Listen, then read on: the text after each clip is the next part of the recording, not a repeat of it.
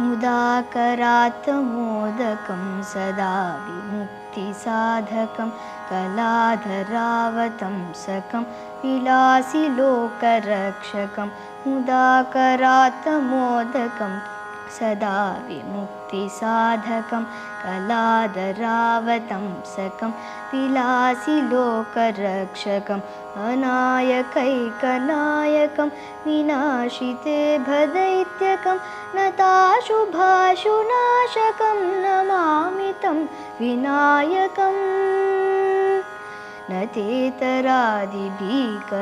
नवोदितार्कभास्वरं न मत्सुरारिनिर्जरं न तातिकापदुद्धरं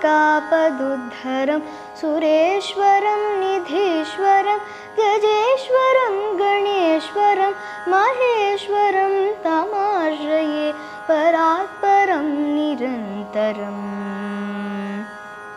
समस्तलोकशङ्करं निरस्तदैत्यकुञ्जरं दरेदरोदरं वरं वरे भवक्त्रमक्षरं कृपाकरं क्षमाकरं मुदाकरं यशस्करं मनस्करं नमस्कृतां नमस्करोमि भास्वरम् अकिञ्चनार्तिमार्जनं चिरन्तनोक्तिभाजनं पुरारिपूर्वनन्दनं सुरारिगर्वचर्वणं प्रपञ्चनाशभीषणं धनञ्जयादिभूषणं कपोलदानवारणं भजे पुराणवारणम्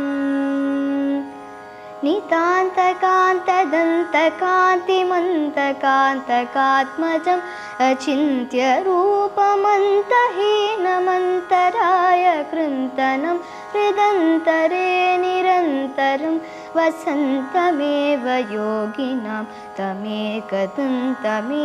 तं विचिन्तयामि सन्ततं महागणेशपञ्चरत्नमातरेण योऽन्वहं प्रजल्पति प्रभातके हृदि स्वरं गणेश्वरम् अरोगतामदोषतां